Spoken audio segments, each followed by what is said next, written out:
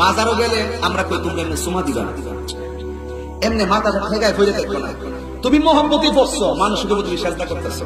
ভালো একটা কাজ করতে গিয়ে যদি বদনাম হয়ে যাবে, আর হারাম একটা কাজ যদি মানুষ হারাম মনে করে, এটা গোপনে উঠইল ছাগল কোথাকার।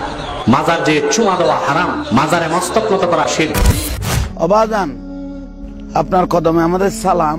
গৌসুল আজম মেজবান্ডারি কেবলা কাবার এই ছেলেগুলো ওই সামনে পরীক্ষা আপনার কাছে দরখাস্ত দেওয়ার জন্য আপনার কাছে এসেছে। ভুল ত্রুটি মার্জনা করে তাদেরকে একটু কামিয়াবি করিও। وَإِذْ قَالَ لُقْمَانُ لِابْنِهِ وَهُوَ يَعِظُهُ يَا بُنَيَّ لَا تُشْرِكْ بِاللَّهِ إِنَّ الشِّرْكَ لَظُلْمٌ عَظِيمٌ। শিরক হলো মাজারগুলিতে গিয়ে মনের আশা আকাঙ্ক্ষা সেখানে বলা, এটি হচ্ছে শিরক। কোন মাজারে যাবেন না, কোনদিন যাবেন না, কোন প্রয়োজন নাই।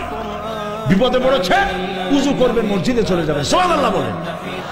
মসজিদে গিয়ে 2 রাকাত কাজায়ে হাজতের নামাজ পড়বেন, আল্লাহর কাছে কাঁদবেন।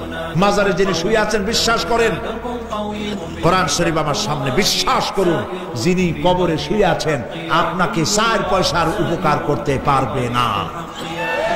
মাঝখানে আপনি শিরকের গুনাহ নিয়ে আল্লাহর দরবারে হাজির হবেন। কেউ ফিরে না খালি হাতে, খাজা তোমার বলেন।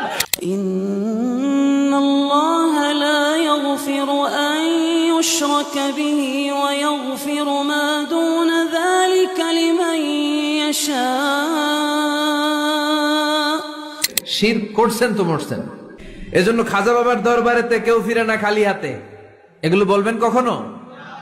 ও নরম করা একটা দৃশ্য হচ্ছে জান্নাতুল বাকি, যেটা আমরা বাকিউল গারকাত বলি, যেখানে আপনি দেখবেন সাহাবায়ে কেরাম রাদিয়াল্লাহু আনহুমের কবর, যতদূর চোখ যায় তাদের কবর।